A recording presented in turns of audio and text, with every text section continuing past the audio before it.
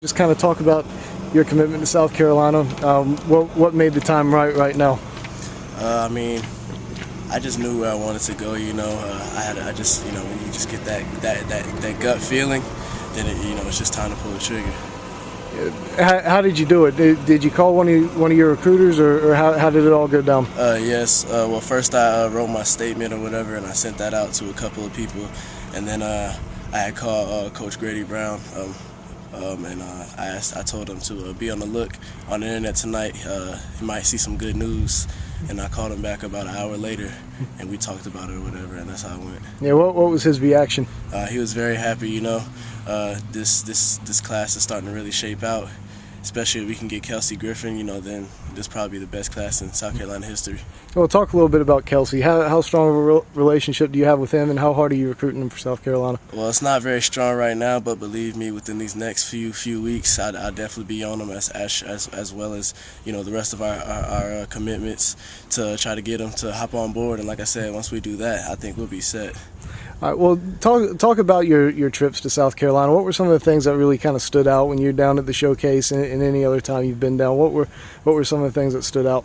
Well, first and foremost, it's the most beautiful campus I've been to. Well, besides UCLA, but in the SEC, it's the best campus I've been to.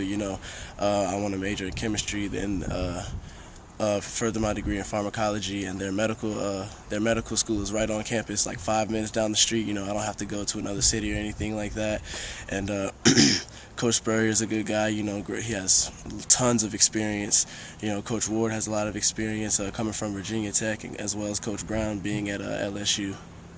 Yeah, how much have you interacted with Coach Spurrier, and what has that interaction been like? Not very much.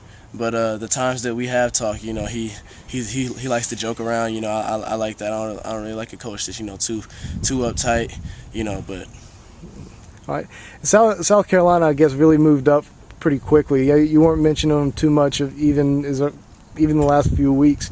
What kind of made South Carolina jump up so quickly, and what made them stand out over some of the other schools? Well, I mean, you just got to keep a poker face, keep everybody guessing. I didn't want to make it too obvious, so I just tried to keep it on the low. But really, they were always up there. I just never really revealed it.